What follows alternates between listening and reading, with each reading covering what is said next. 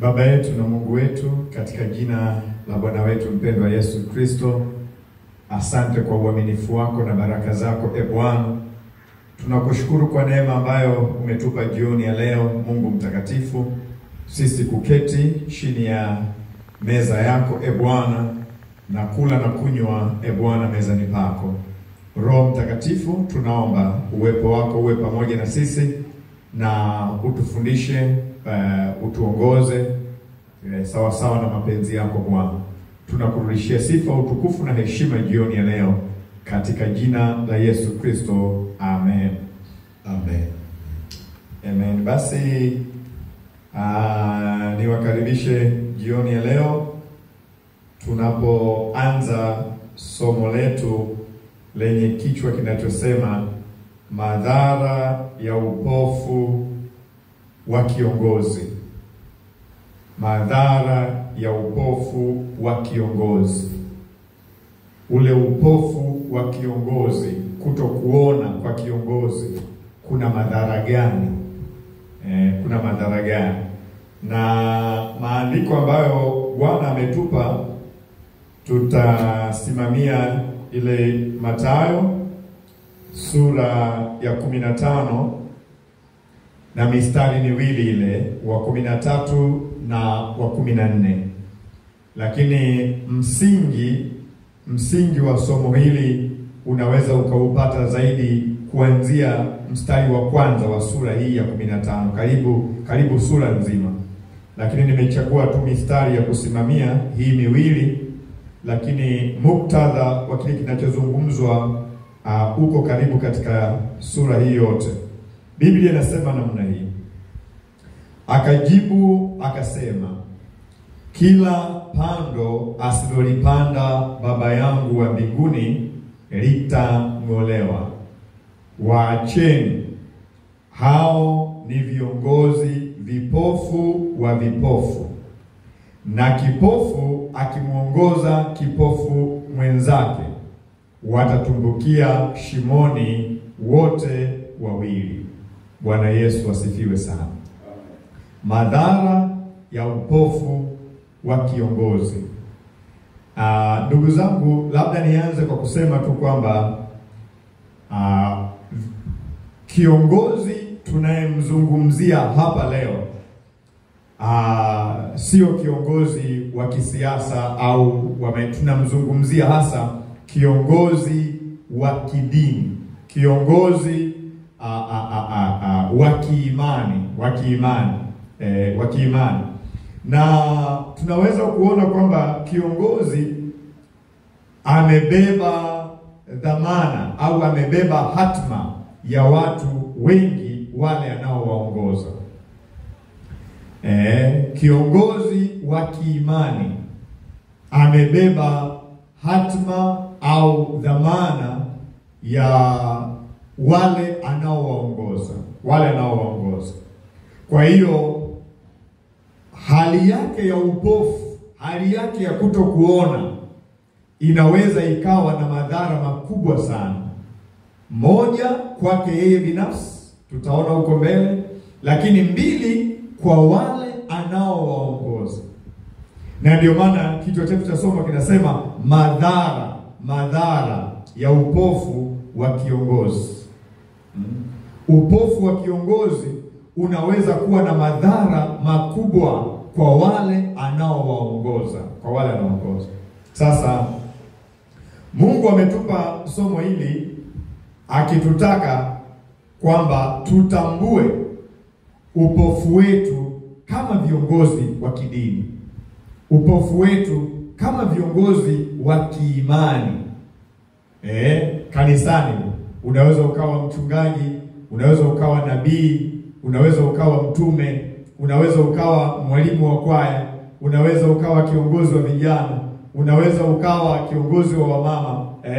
Yoyote yule anataka tutambue upofu wetu wa rohoni.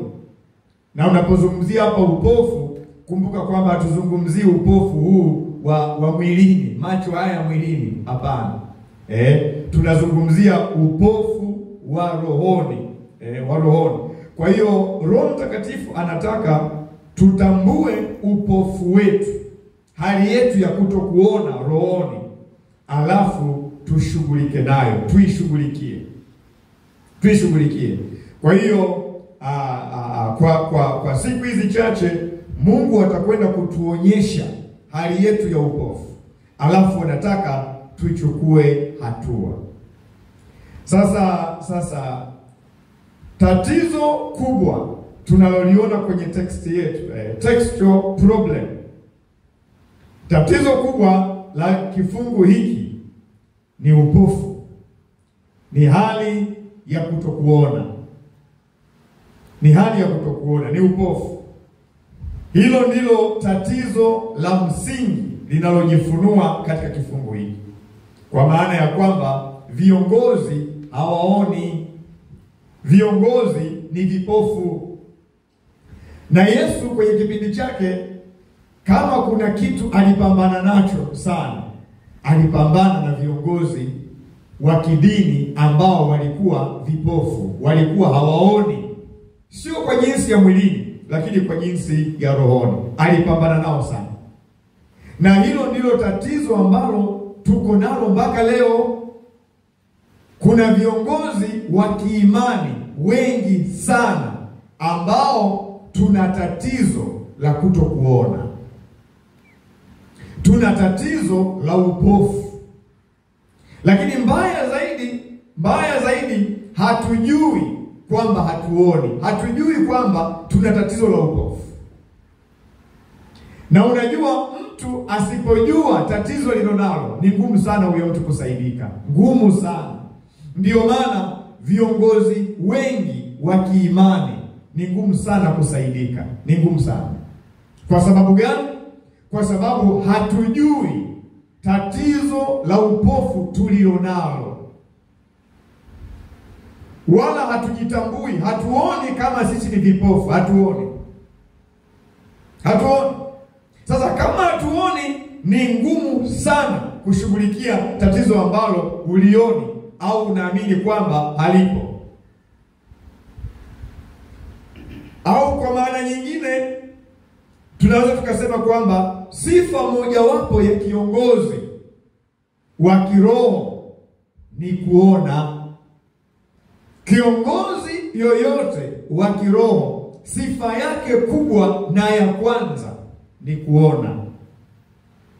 Unaniuliza, mchungaji, anaona nini? Anaona nini huyu kiongozi, au anatakiwa aone nini? Viongozi vipofu, au ni kuanzie na kiongozi anayeona. Kiongozi anayeona, ambaye hiyo ndio sifa kubwa ya kiongozi. Kiongozi wa kiroho, kiongozi wa kiimani anayeona, anatakiwa aone nini? Anatakiwa aone kusudi la Mungu. Anatakiwa aone mapenzi ya Mungu. Anatakiwa aone matakwa ya Mungu. Anatakiwa aone maelekezo ya Mungu. Anatakiwa aone nia ya Mungu aliye hai. Kama kiongozi wa kiimani, kiongozi wa kiroho haijui nia ya Mungu, huyo ni kiongozi kipofu. Kama kiongozi wa kiroho wa kiimani hayajui mapenzi ya Mungu, huyo ni kiongozi kipofu. Kama kiongozi wa kiroho au wa kiimani hajui makusudi ya Mungu kwa watu wake, huyo ni kiongozi kipofu. Kwa hiyo hataweza kuwaambia watu makusudi ya Mungu, hataweza kuwaambia watu maelekezo ya Mungu, hataweza kuwafunulia watu nia ya Mungu. Biblia inasema, ni nani aliyeifahamu nia ya Kristo awaelimishe? Ni nani? Nani aliyefahamu nia ya Kristo atuelimishe? Lakini kiongozi kipofu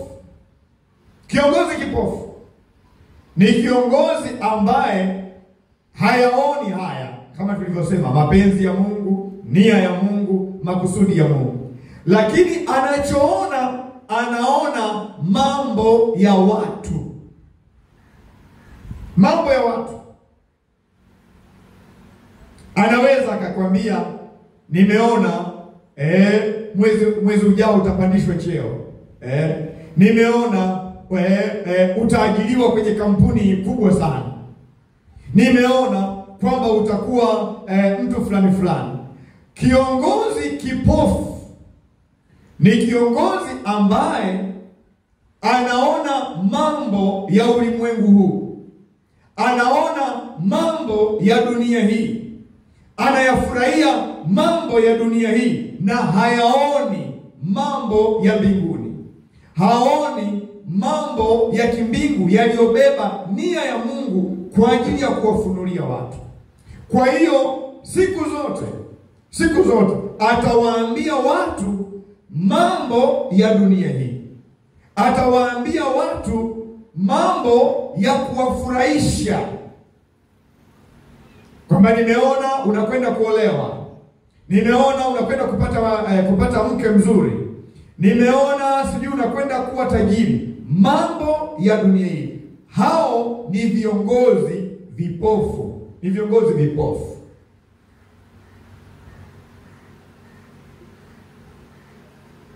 Kwa hiyo tunaona hapa kwamba kiongozi ni kipofu na anayeongozwa na yeye ni kipofu.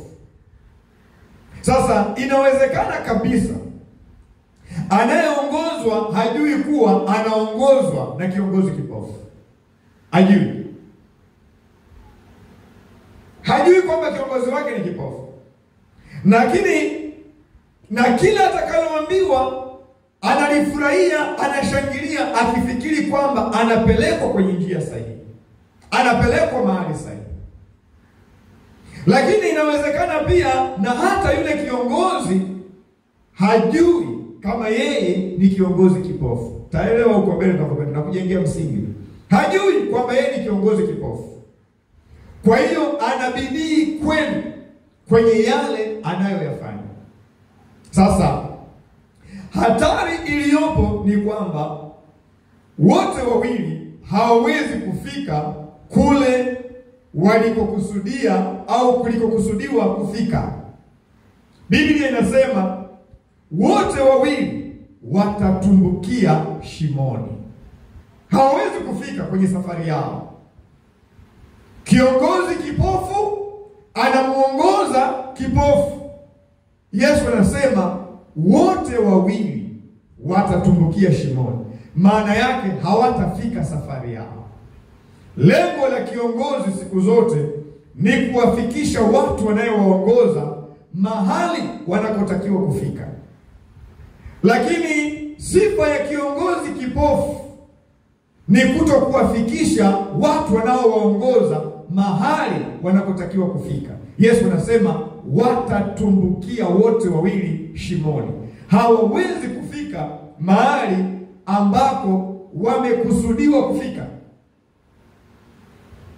Na jambo la kukumbuka ni kwamba kiongozi yoyote wa kiroho, kiongozi yoyote wa kiimani amepewa jukumu la kuwaongoza watu na kuwafikisha mbinguni, na sio watumbukie shimoni. Lengo la kiongozi yoyote wa kiroho aliyeitwa na Bwana wetu Yesu Kristo kuwa kiongozi wa kiroho, kuwaongoza watu kwa jinsi ya rohoni, lengo kubwa ni kuwafikisha watu mbinguni. Yesu anasema ili nilipo mimi na ninyi muwepo. Kwa hiyo lengo la kiongozi wa kiimani ni kuwapeleka watu pale ambapo Yesu yupo. Pale ambapo Yesu yupo.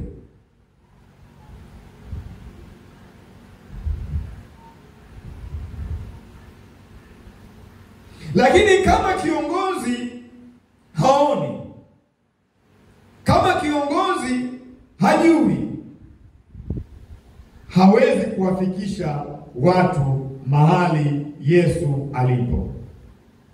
Wapo ambao watafika mbinguni na watu wao wanaowaongoza. Lakini lipo kundi la viongozi na watu wanaoongozwa ambao wao watatumbukia shimoni, kwa mujibu wa maneno ya Yesu Kristo. Sasa moja kati ya vitu ambavyo Yesu alipambana navyo sana katika maisha yake ya utumishi, katika maisha ya viongozi, ni hali yao ya upofu. Na hili ni tatizo kubwa sana, kama nilivyosema, kwetu sisi wakati huu wa leo. Tatizo Yesu alilopambana nalo by then ni upofu wa viongozi wa kiimani, upofu wa viongozi wa kiroho. Na hilo ndio tatizo tulilonalo sasa. Viongozi wengi sisi wa kiimani, viongozi wengi sisi wa kiroho ni vipofu. Kwa sababu gani? Hatuijui nia ya Bwana, hatujui mapenzi ya Bwana. Kwa sababu hiyo tumeshikamana na mambo ya dunia zaidi, Ndio maana unaona ukisoma ile mistari ya mwanzo, unaona hao watumishi walikuwa wameshika sheria za nje zaidi. Unapoingia kanisani, kwanza unavua viatu, unatawadha, mikono yako unanawa na nini, mambo ya nje. Na zile desturi zile za kibinadamu, zile mila na taratibu, ndio walikuwa wamezishika hizo sana. Na ndio walikuwa wanazikazia hizo kupita maelezo. Mambo ya nje, mambo ya dunia hayo. Yesu anaangalia namna hii, anasikitika sana.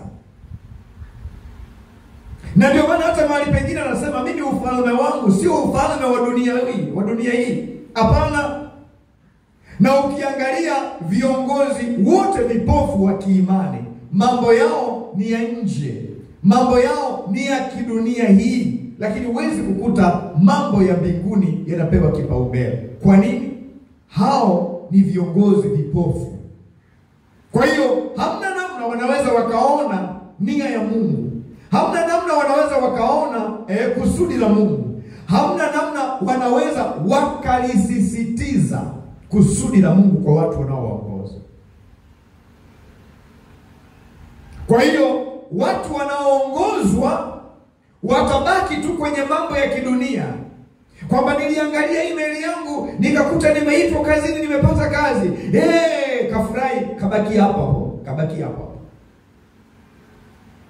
Sijui nimekwenda, nilipoombewa nikapata mimba, nikapata mtoto, atabakia hapo. Mtumishi, ulivyohubiri tu ukasema sijui katokea nini, akaja mtu akanipa pesa, nikalipa deni langu, atabaki hapo.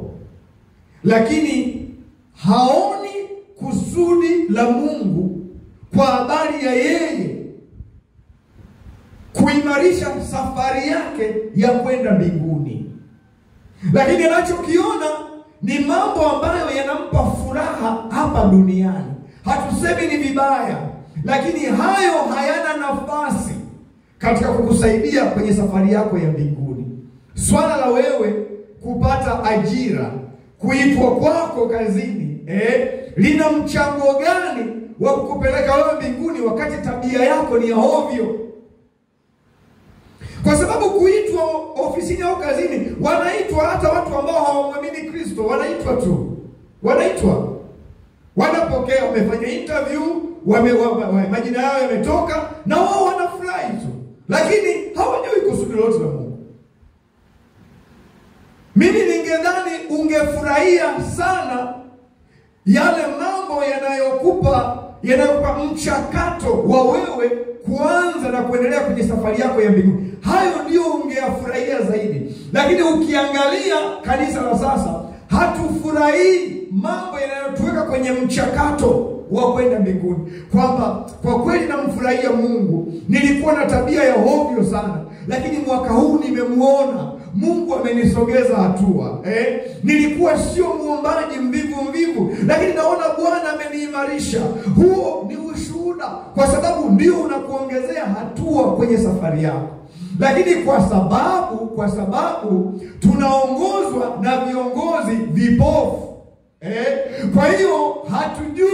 nia ya Bwana, hatujui makusudi ya Bwana. Matokeo yake tunabaki kufurahia tu mambo ya hapa duniani, kwamba nilipata kazi, kwamba sijui niliongezwa cheo, kwamba sijui nilipewa pesa, kwamba nilipata muujiza sijui wa hela, nilipata muujiza sijui mambo ya hapa duniani. Kwa nini? Ni kwa sababu sifa ya viongozi wanaotuongoza ni upofu. Kwa hiyo hata sisi tunaoongozwa tumekuwa vipofu, tunafurahia mambo ambayo hatukupaswa kuyafurahia, kwa sababu hayo ni ya kawaida kabisa, ni ya kawaida. Tulipaswa kuyafurahia yale mambo yanayotupeleka kwenye mchakato wa kwenda mbinguni, kiasi kwamba nikifa leo na kuwa na assurance ya kwenda kukaa na Bwana.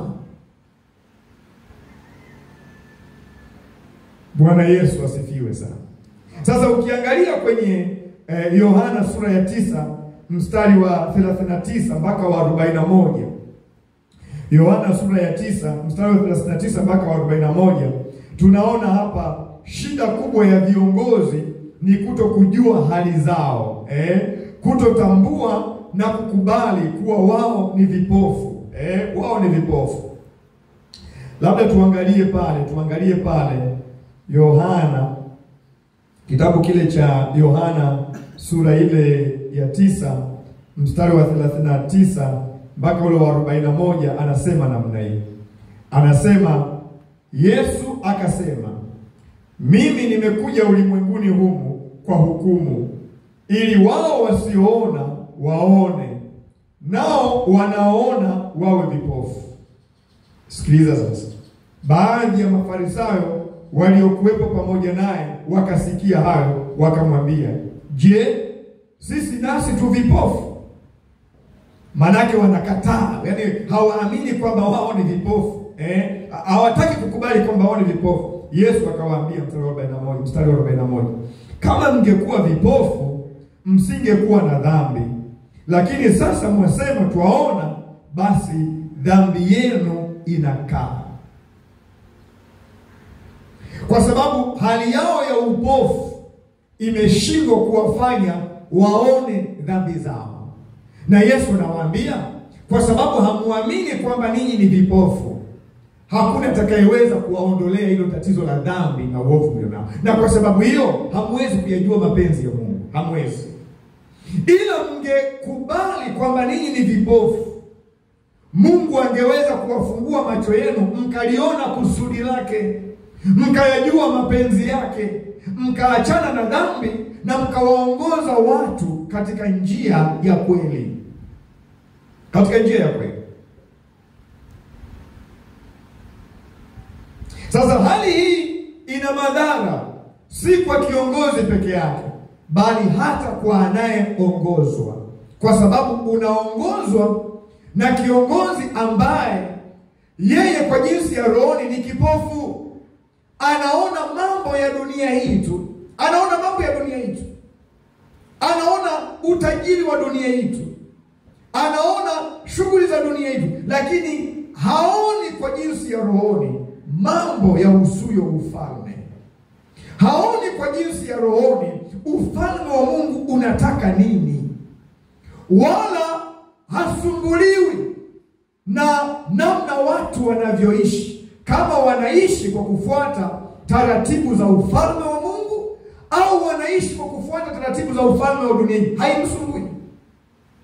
Lakini kiongozi anayeona atapata shida sana kuwaona watu walio kwenye ufalme wa Mungu alafu wanaishi kama wako kwenye ufalme wa giza, alafu wanaishi kama wako kwenye ufalme wa dunia hii. Wako kwenye ufalme wa Mungu, lakini wanafurahia sana mambo ya ufalme wa dunia kuliko kufurahia mambo ya ufalme wa Mungu. Hilo ni tatizo.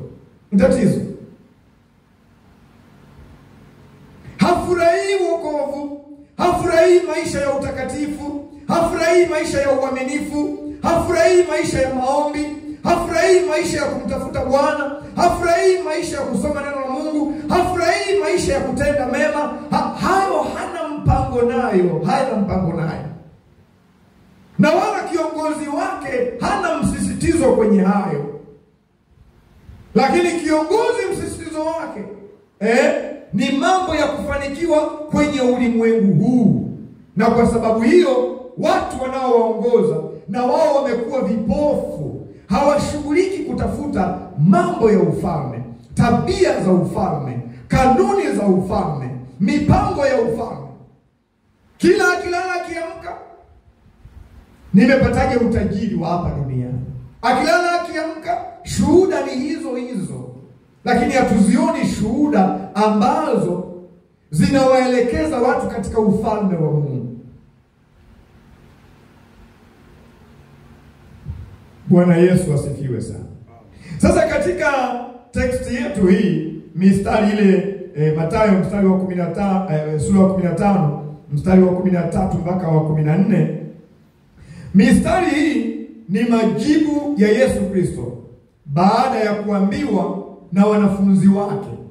Ule mstari wa 12 alikuwa ameambiwa kuwa kuna kundi la viongozi ambao ni Mafarisayo lilichukizwa sana na maneno ya Yesu Kristo, ambayo alisema kwamba sicho kiingiacho kinywani kinachomtia mtu unajisi, bali kile kimtokacho. Kuanzia ule mstari wa 11. Manake walikuwa wanamshutumu yeye na wanafunzi wake, kwa nini wanakula bila kunawa, kwa nini hawanawi na nini. Yesu akawaambia, sio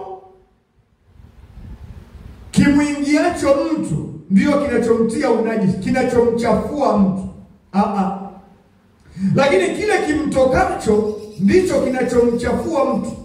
Sasa wao wakachukizwa kama viongozi vipofu, wakachukizwa na kiongozi ambaye anaona, kiongozi anayelijua kusudi la Mungu. Sasa ndipo mstari wa 13 na wa 14 Yesu anajibu akasema, kila pando asilolipanda Baba yangu wa mbinguni litang'olewa. Waacheni. Hao ni viongozi vipofu wa vipofu, na kipofu akimuongoza kipofu mwenzake, watatumbukia shimoni wote wawili. Sasa anaposema kila pando asilolipanda Baba, hilo pando ni gani? Kiongozi yoyote kipofu sio pando aliyolipanda Baba. Baba akiweka kiongozi, anaweka kiongozi anayeona, kiongozi anayelijua kusudi la Mungu, kiongozi anayejua mpango wa Mungu. Ukiona kiongozi ni kipofu, hilo sio pando aliyolipanda Baba. Kwa hiyo anasema litang'olewa. Na kwa sababu gani hilo pando hajalipanda Baba? Unaona, hata hawakubali kwamba wao ni vipofu, wala hawaelewi kwamba wao wana tatizo la upofu na wanahitaji msaada kutoka kwa Mungu. Hawaelewi. Kwa hiyo hilo ni pando ambalo halikupandwa na Baba. Pando lolote ambalo Baba amelipanda, mtumishi yoyote aliyewekwa na Mungu aliye hai, Mungu lazima atampa kuyajua mapenzi ya Mungu, makusudi ya Mungu, nia ya Mungu, ili awaongoze watu wa Mungu kwenye nia ya Mungu, makusudi ya Mungu na mapenzi ya Mungu. Watu washindwe wao wenyewe, lakini wasiseme kwamba tulikuwa na kiongozi ambaye hakutuongoza kwenye njia sahihi. Mungu hanaga kazi mbovu, hanaga kazi mbovu. Akiweka kiongozi wa kwake, anaweka kiongozi anayeona. Kwa hiyo hilo ni pando la kwanza, ni viongozi vipofu. Lakini pando la pili ni mapokeo na mafundisho ya Mafarisayo yasiyopatana na kusudi la Mungu. Hilo ni pando la pili. Kiongozi yoyote kipofu atafundisha mapokeo, atafundisha mafundisho yasiyopatana na kweli ya Mungu. Ndio maana kule mbele anasema, Isaya alitabiri vema kwamba ninyi watu wanafiki ninyi, mnaniheshimu kwa midomo yenu, lakini mioyo yenu iko mbali na mimi. Nanyi mnaniabudu bure. Mstari ule wa 7, wa 8, wa 9. Mnaniabudu bure mkifundisha mafundisho yaliyo maagizo ya wanadamu. Kwa nini? Kwa sababu hawa ni viongozi vipofu. Wanafundisha mafundisho yaliyo maagizo ya wanadamu. Mafundisho ya ulimwengu huu. Mafundisho ya ulimwengu huu. Ya kuwafanya watu wakae kwenye ulimwengu huu. Anasema hilo ni pando ambalo halijapandwa na Baba. Yesu haiwezekani atoke mbinguni eti amekuja hapa duniani aje kutufundisha tu kwamba angalia kwenye email yako, umepokea kazi, angalia kwenye simu yako. Yesu hawezi kuwa na kazi chafu ya namna hiyo, kazi mbovu ya namna hiyo. Hapana. Haiwezekani kabisa. Kwamba yeye ametoka mbinguni kuja kutuambia mambo ya namna hiyo,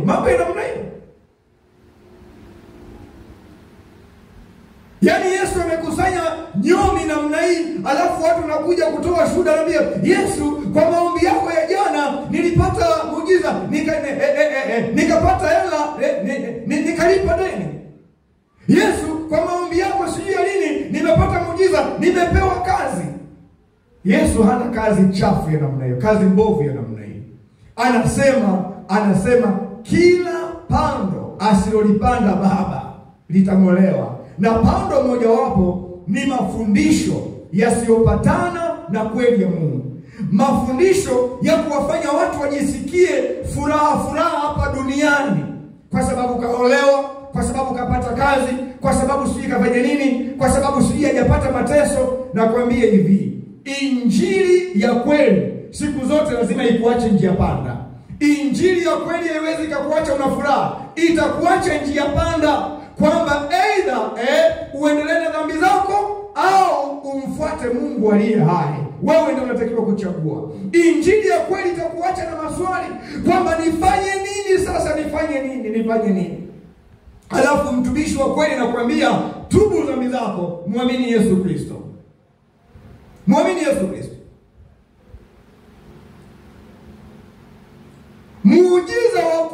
Muujiza wa kweli utakuelekeza kwa Bwana wetu Yesu Kristo. Hautakuelekeza kwa mtumishi. Kwamba mtumishi uliomba ndio maana leo nimepokea kazi. Hakuna kitu kama hicho. Muujiza wa kweli utamfunua Kristo Yesu. Ukiona muujiza wako unamfunua mtumishi wako, kiongozi wako ni kipofu na wewe mwenyewe ni kipofu, na wote mtatumbukia shimoni. Kazi ya muujiza ni kumfunua Kristo ili uzidi kumwamini Kristo. Muujiza wowote aliofanya Yesu, Biblia inasema watu walimwamini. Yaani alipofanya muujiza watu wakamwamini.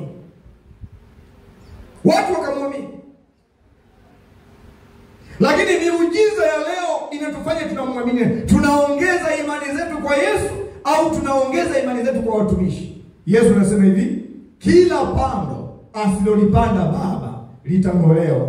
Pando mojawapo ni viongozi vipofu wanaowekeza mambo kwenye ulimwengu huu. Wasiwaambie watu kwa habari ya dhambi zao. Wasiwaambie watu kwa habari ya toba iletayo ondoleo la dhambi. Wasiwaambie watu kwa habari ya usafi wa maisha. Wasiwaambie watu kwa habari ya utakatifu. Wasiwaambie, maana Biblia inasema njia kuu ni utakatifu, na watu wa Mungu wanapaswa waijue njia kuu ambayo ni utakatifu. Anasema japo tu wajinga, lakini njia tunaijua. Njia tunaijua. Glory be to God. Bwana Yesu asifiwe. Kwa hiyo anasema Mungu ataondoa system au mifumo ambayo hakuiweka yeye.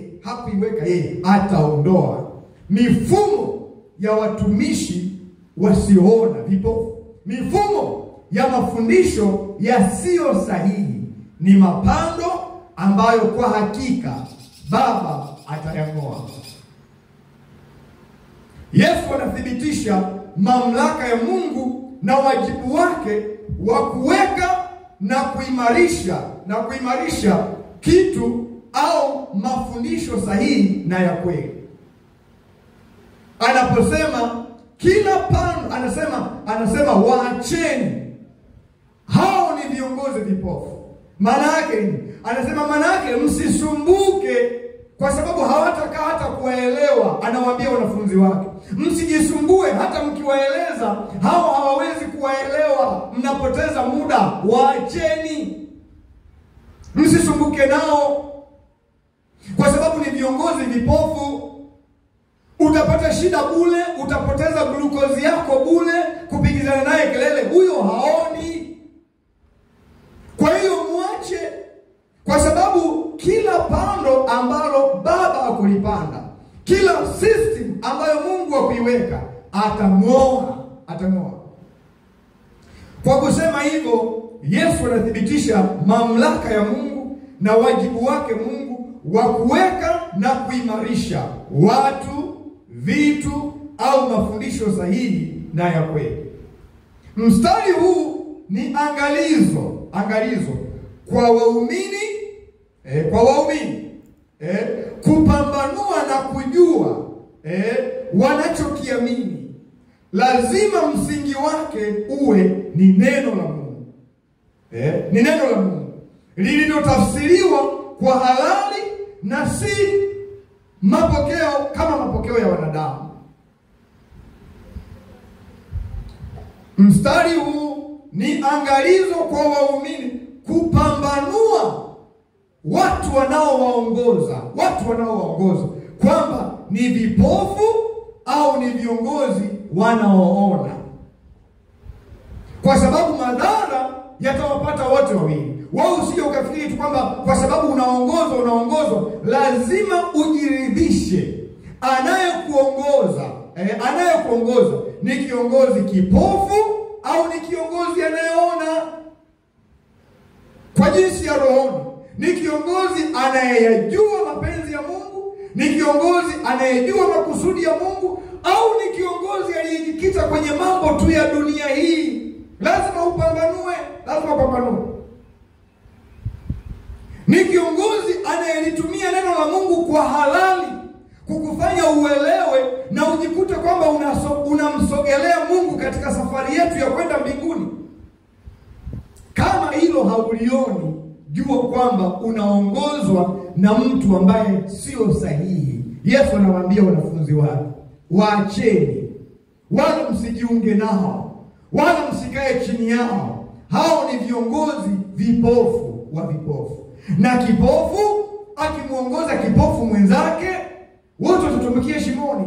Ni afadhali nyinyi wanafunzi mnaona, ndio maana mmekuja kunieleza mimi haya nikawafafanulia zaidi. Lakini vinginevyo hao watawatumbukiza shimoni.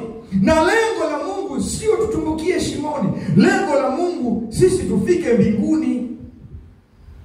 Utafikaje mbinguni kama upewi mafundisho yanayohusu habari za mbingu? Mafundisho unayopewa kila siku yanahusu mambo ya hapa duniani. Maanake wanataka ubaki hapa duniani, usiende mbinguni. Ili uende mbinguni lazima ufundishwe mafundisho yanayoambatana na mbingu, Lakini wewe kila siku ni muujiza, kila siku ni mambo ya hapa duniani, ni kufanikiwa hapa duniani. Utajuaje mambo ya mbinguni? Utaanzaje mkakati wa safari ya kwenda mbinguni? Utaanza vipi?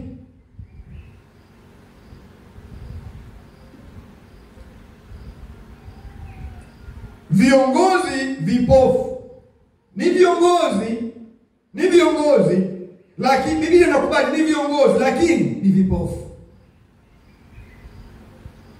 Kwa hiyo kuna viongozi ambao sio vipofu wanao, lakini kuna viongozi ambao ni vipofu. Yesu anasema waacheni. Hao ni viongozi vipofu, manake wamepoteza sifa ya kuona. Wala mkiwaeleza mnajisumbua tu, kwa kuwa wamepoteza sifa ya kuona. Wanaona mambo ya dunia hii. Ni vipofu wa mambo ya mbinguni.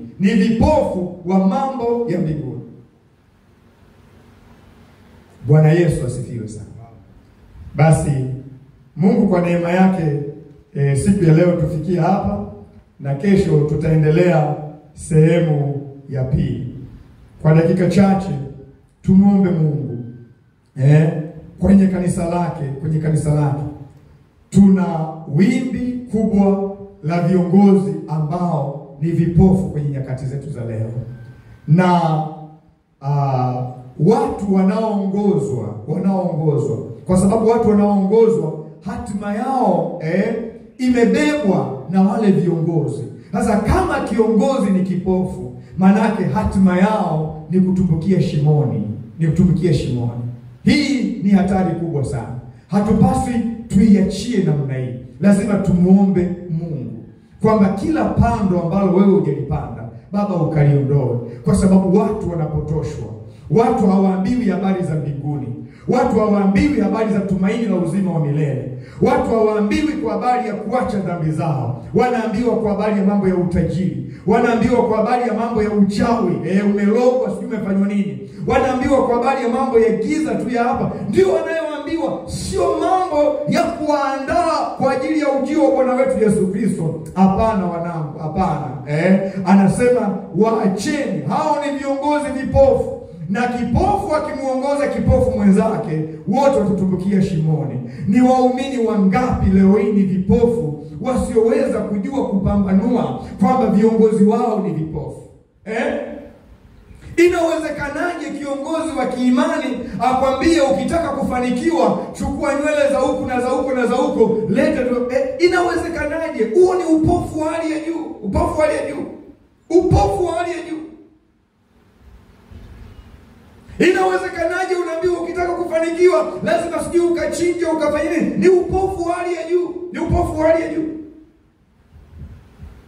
Kwa hiyo lazima tumuombe Mungu ili Mungu akomboe wale watu wote walio chini ya viongozi vipofu, alafu awapeleke kwa viongozi ambao yeye mwenyewe amewapa macho ya kuona, kwa sababu lengo la Mungu wetu ni watu wanaoongozwa wafike mbinguni salama.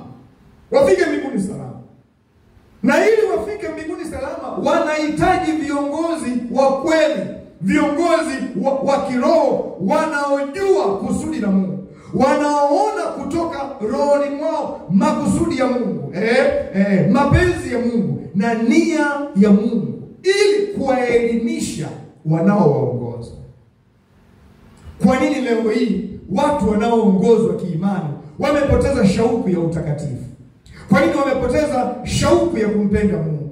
Kwa nini wamepoteza shauku ya kumtumikia Mungu? Kwa sababu sisi viongozi ni vipofu. Hatumfunui Mungu katika uungu wake. Kwa sababu hiyo watu hawamuoni Mungu. Kama hawamuoni, watamtamani vipi? Kama hawamuoni, watampenda vipi? Kama hawamjui Mungu, watashawishika vipi? Hawazijui tabia za Mungu wao, watampenda vipi? Hawajui kwamba sifa kuu ya Mungu wao ni utakatifu. Sifa kuu ya Mungu anamwabudu ni uaminifu. Sifa kubwa ya Mungu anamwabudu ni upole, ni wema, ni fadhili. Hawajui. Kwa hiyo ndio maana nakuta ni Wakristo lakini hawana upole wowote. Ni Wakristo lakini sio waaminifu hata kidogo. Ni Wakristo lakini wamejaa tabia za hovyo. Kwa nini? Kwa sababu hawana mpango wa kufika mbinguni. Hawana. Kwa sababu gani? Viongozi wanaoongoza wamekosa focus ya mambo ya kimbingu, Kwa hiyo kundi zima linaloongozwa linapelekwa shimoni. Yesu utuhurumie. Ndio maana sisi tunaofundisha, tunaosimama madhabahuni, adhabu yetu kwa Mungu ni kubwa sana. Kwa sababu tumebeba hatima ya maisha ya watu. Tunawafikisha watu wapi? Tunawapeleka watu wapi? Kwa faida ya nani? Faida zetu au faida ya Mungu aliye hai? Anasema Yesu sehemu nyingine, nimeona watu namna hii, kondoo wametawanyika kama kondoo waliokosa mchungaji.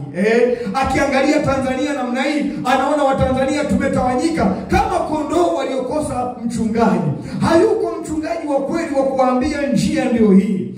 Yesu ndio huyu hapa. Wametawanyika namna hii, wanahangaika na mambo ya mafanikio, mambo ya dunia hii, mambo ya hivyo kwa waganga na kila mahali, lakini wanajiita Wakristo. Hawaijui njia ya kweli. Muda umefika wa kumuomba Mungu ili Mungu ainue viongozi wanaoona, watakaowaonyesha watu njia ya kweli. Baba, katika jina la Bwana wetu mpendwa Yesu Kristo, asante kwa uaminifu wako na baraka zako Bwana. Jioni ya leo tunaliadhimisha jina lako Bwana. Sisi Bwana mabwana, jioni hii tunasimama Baba mtakatifu kwa niaba ya kanisa la Tanzania Bwana. Umeona viongozi vipofu Bwana, na wale wanaoongozwa wakiwa katika hali ya upofu. Wewe unasema wote wawili watatumbukia shimoni Bwana. Ni nani anayeweza kuwaokoa hawa wanaoongozwa na viongozi vipofu isipokuwa Mungu? Umeingilia kati. Wewe mwenyewe umesema kwenye mamlaka yako, kila pando wasilolipanda Baba, wewe utaling'oa Bwana, katika jina la Yesu Kristo aliye hai. Baba, tunaomba ukang'oe kila pando kwenye taifa letu Bwana, pando la viongozi vipofu Baba, ukaling'oe kwa mamlaka yako mwenyewe. Pando Bwana la mafundisho potofu Baba, ukang'oe kwa damu ya Yesu Kristo na kuacha watu wako salama. Baba mtakatifu, Mungu mwenye enzi yote, tunaomba nuru yako ikatuangaze sisi viongozi ambao ni vipofu Bwana. Nuru yako ikatuangaze tupate kuona, tupate kuyajua mapenzi ya Mungu aliye hai, tupate kuijua nia ya Bwana, tupate kuelimisha Watanzania, tupate kuelimisha watu wa Mungu. Baba mtakatifu, tusifundishe elimu za uchawi, tusifundishe elimu za mambo ya dunia hii, lakini tukafundishe kweli yako Bwana, maana kweli yako ndiyo itawaweka watu huru, katika jina la Yesu Kristo aliye hai na kwa damu ya mwana kondoo. Baba, ni madhara makubwa tutakayoyapata Bwana ikiwa viongozi vipofu wataendelea kuwa wengi katika taifa hili. Ni madhara makubwa kizazi chetu kitapata ikiwa Bwana mabwana tutaendelea kuongozwa na viongozi vipofu. Baba, saa imefika. Tunaomba toba na rehema Bwana juu ya viongozi vipofu katika taifa hili, juu ya viongozi vipofu Bwana wanaowapeleka watu shimoni. Baba, sio mapenzi yako kwamba watu wapelekwe shimoni, ni mapenzi yako Bwana kwamba watu wapelekwe Bwana mbinguni, katika jina la Yesu Kristo aliye hai. Baba, tunakataa viongozi vipofu wanaoongoza watu kwa waganga, wanaoongoza watu Bwana kwenye kuweka imani kwenye vitu, viongozi vipofu wanaoongoza watu kwenye mambo na mafanikio ya dunia hii Bwana, wakaacha kuinena kweli yako. Baba, tunakataa roho ya upofu, tunakataa roho ya mafundisho ya kigeni, tunakataa madhabahu za giza zinazoachilia viongozi vipofu. Bwana wa mabwana, katika jina la Yesu Kristo aliye hai, tupe Bwana kulegeza shingo zetu, tukubali ya kwamba sisi ni viongozi vipofu, ili Bwana nuru yako ikatuangaze, ili Bwana tukapokee nia kutoka kwako Bwana, ili Mungu mtakatifu tukapokea uwezo wa kimbingu Bwana na kuongoza watu wako katika kweli yako, katika jina la Yesu Kristo aliye hai. Kwa nini watu wanakwenda kwa waganga wa kienyeji? Kwa nini watu wanapenda Bwana mabwana kuabudu vitu? Kwa nini watu wanaabudu watu Bwana na watumishi? Ni kwa sababu Bwana sisi ni viongozi vipofu Bwana, na kwa sababu hiyo tunaoongoza tunaweza kuwapeleka shimoni. Yesu, tunaomba utusaidie katika jina la Yesu Kristo aliye hai. Fungua macho ya viongozi wa kiimani Bwana, fungua macho ya viongozi wa kidini, fungua macho ya manabii, fungua macho ya mitume, fungua macho ya wachungaji, fungua macho ya viongozi mbalimbali kwenye kanisa. Baba mtakatifu, tukalione Bwana kusudi lako, tukaone Bwana uaminifu wako, tukaone na kuyajua mapenzi yako Baba mtakatifu, na kuyanena kwa ujasiri katika jina la Yesu Kristo aliye hai. Baba, ponya kizazi chetu. Kizazi chetu Bwana kimefunikwa na wimbi la viongozi vipofu. Kizazi chetu Bwana kimefunikwa na wimbi la viongozi vipofu. Baba, tunaomba toba na rehema. Tumepotosha watu wako Bwana, tumeharibu kondoo zako Bwana. Wamekuwa watu waliokata tamaa kama kondoo waliokosa mchungaji. Ni kwa sababu viongozi tumekuwa vipofu, ni kwa sababu viongozi tumepoteza hali ya kuona, hatuyajui mapenzi yako, hatuyajui makusudi yako Bwana. Tumepoteza kondoo wako, tumepoteza watu wako Bwana na kuwapeleka shimoni. Uko wapi Mungu wa Israeli? Uko wapi Baba mwenye mamlaka? Hayupo anayeweza kung'oa mapando ambayo Baba hujapanda isipokuwa wewe Yesu. Kwa mamlaka yako peke yako ndio unaweza ukang'oa mapando ambayo hakuyapanda Baba. Kwa damu ya mwana kondoo Baba, mapando ya viongozi vipofu ukayang'oe Bwana. Mapando ya mafundisho ya mashetani, mafundisho ya dunia hii Baba, ukayang'oe, kwa sababu yanaharibu watu wako, yanaharibu kizazi chako Bwana. Kwa damu ya mwana kondoo na katika jina la Yesu, wapo viongozi Bwana wanaofundisha mfalme wa wafalme kwamba hakuna utatu mtakatifu. Wapo wanaofundisha Bwana mabwana kwamba hakuna Roho Mtakatifu. Wapo wanaofundisha Bwana kwamba hakuna wokovu Bwana. Wapo wanaofundisha Bwana ya kwamba hakuna dhambi Jehova. Baba, ni viongozi vipofu. Yesu Kristo, wewe ulikuja kutuonyesha dhambi zetu. Wewe ulikuja kutuokoa Bwana. Ulikuja ili tupate ondoleo la dhambi. Ulikuja ili kutuonyesha njia Bwana.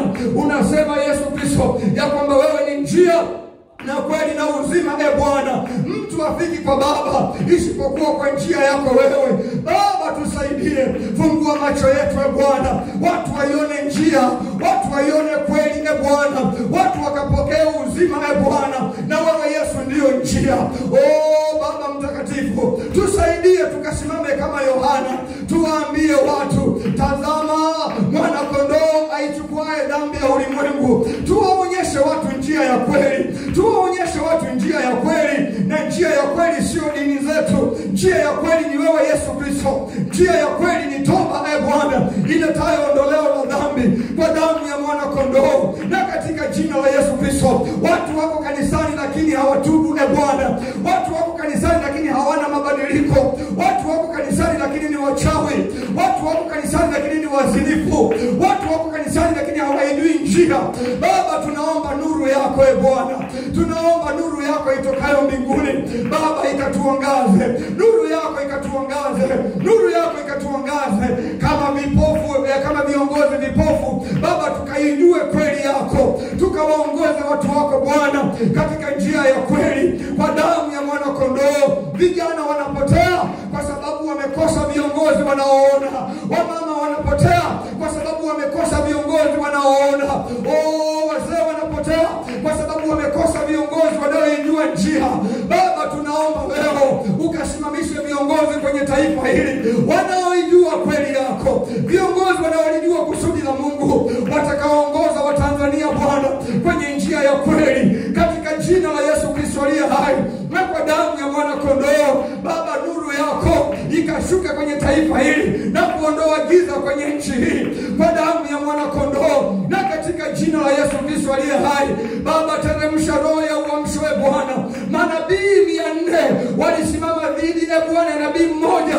Elia alibaki peke yake kama mtu aliyekuwa ameijua njia ya kweli. Manabii wengine wote 400 Baba walikuwa ni viongozi vipofu, walikuwa ni viongozi wasioona, walitabiri kwa shauri lao wenyewe. Baba, uko wapi Jehova?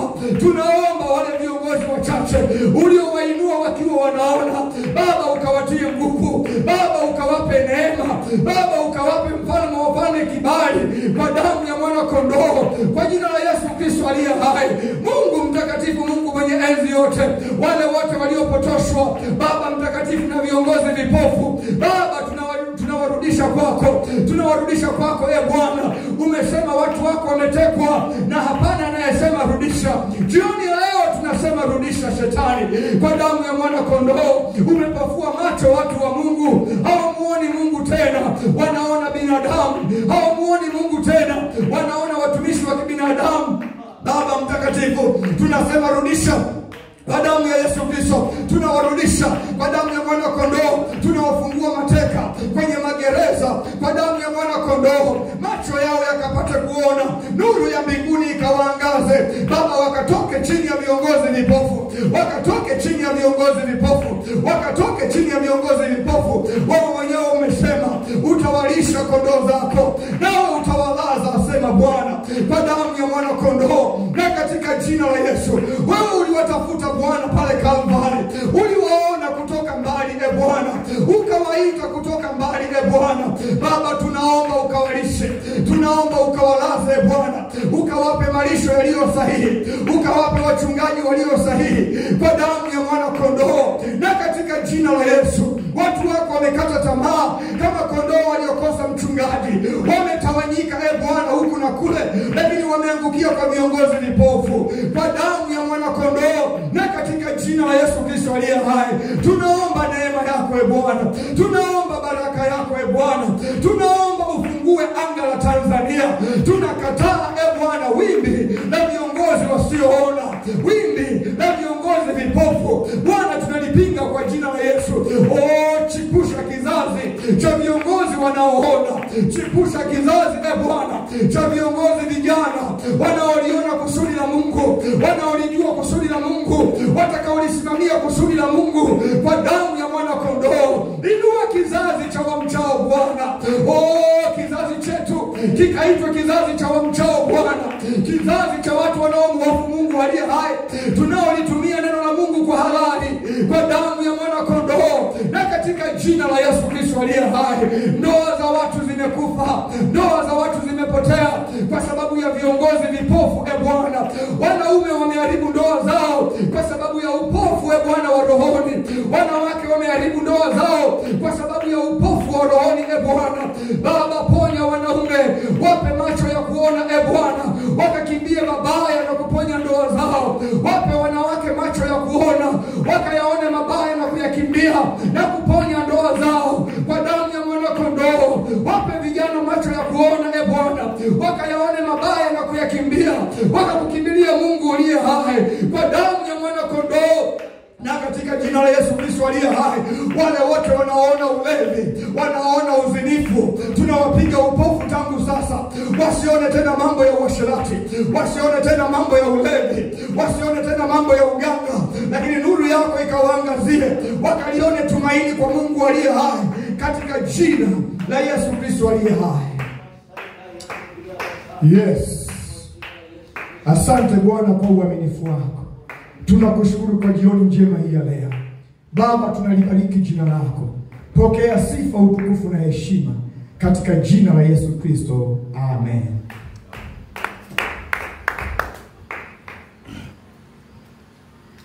Asanteni sana.